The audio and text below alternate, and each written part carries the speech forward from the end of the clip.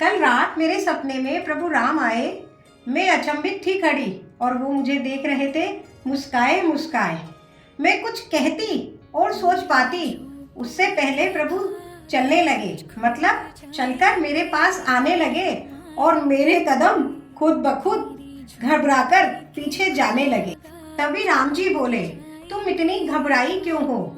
इतने दिनों से मेरे स्वागत की तैयारी कर रही थी, फिर अभी मुझे देख सक पकाई क्यों हो? मैंने सहमी सी आवाज में पूछ लिया, आप क्या सचमुच मेरे प्रभु राम हो या भक्तिवश मेरी कल्पनाओं का परिणाम हो?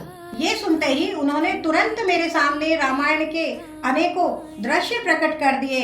मेरे साधारण नैनों में असाधारण दृश्य भर दिए।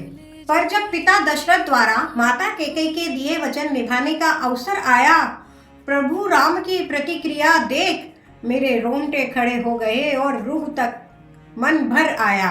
राज तिलक के कुछ प्रहर पहले की वो घड़ी थी। पूरी अयोध्या में राम राज्य की खुशी उमड़ पड़ी थी, मगर शायद नियति राम को रावण के वध हेतु लंका बुला रही थी।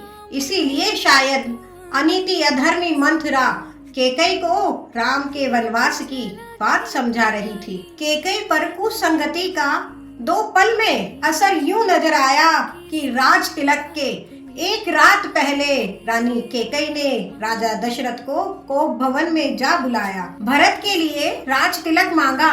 तब तक भी राजा दशरथ सीना ताने खड़े थे, मगर जैसे ही प्रभु राम के 14 वर्ष का वनवास सुना, वो जमीन पर गिर पड़े थे। मैं भी सहमी सी नैनों में अश्रुधार लिए सब देखती रही। जब माता कैकेयी ने प्रभु राम से वन जाने की बात कही, प्रभु ने एक पल की भी देर न की वन जाने की हामी में। जब पिता दशरथ डूब रहे थे आत्मग्लानि की सुनामी में, पिता को समझाया कि रघुकुल की रीत हेतु वचन को निभाना हमारा धर्म है। भरत को राज्य मिले मेरा सौभाग्य है और माता पिता की आज्ञा का पालन करना मेरा पहला कर्म है। यह दृश्य देख मेरा हृदय अंदर तक कपकपाया है। भला राम की तरह किस पुत्र ने राज को छोड़ वनवास को अपनाया है? बड़े भाई का साथ निभाने भला कौन लक्ष्मण सा वनवासी बन पाया है? सीता जैसी भार्य कहाँ जिसने कदम कदम पर पति का साथ निभाया है? फिर कुछ आगे बढ़े और वन में जब राम भरत के मिलन का दृश्य दिखाया, गदगद हो गया मन मेरा। जब भाई भाई के त्याग का एक बार फिर अनोखा दृश्य नजर आया, जहाँ प्रभु ने भाई भरत की राज्याभिषेक की खुशी के लिए वन जाना स्वीकार किया, वहीं भरत ने बड़े भाई की चरण धूलि को राजगद्दी पर विराजमान किया। न भोगा राज बड़े भाई के वियोग में छोटे भाई ने। रामायण में त्याग की ऐसी पराकाष्ठा नजर आती है हर चौपाई में। जो 14 वर्ष तक राम जी के साथ वनवास हो चला, वैसा लक्ष्मण सा भाई अब कहाँ है? जिसने राजपद होने के बाद भी प्रभु राम की याद में वनवास सा जीवन जिया, वैसा भरत सा भाई कहाँ है? कहाँ मिलेंगे अब पतिव्रता सीता और उर्मिला जैसी नारियों के उदाहरण? शायद यही रहा होगा प्रभु राम के मेरे स्वप्न में आने का कारण। पर मैं मूर्ख अज्ञानी मानवी प्रभु के स्वप्न को सच सा पाकर जो ही चरण छूने चाहे, मैंने प्रभु के नजदीक जाकर ये क्या था? मैंने स्वयं को जमीन पर मुंह के बल पाया।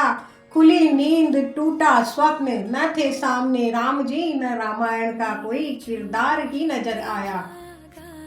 पर सच ही तो है राम लला जब अपनी नगरी आएंगे, हम सब में वो भरत लक्ष्मण सीता उर्मिला सा नहीं कोई गुण जब पाएंगे।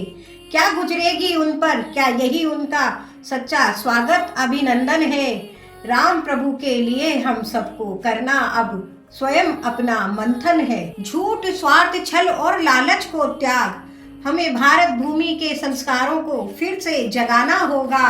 हमें ही प्रभु राम के लिए स्वयं को बदलकर राम राज्य फिर से लाना होगा।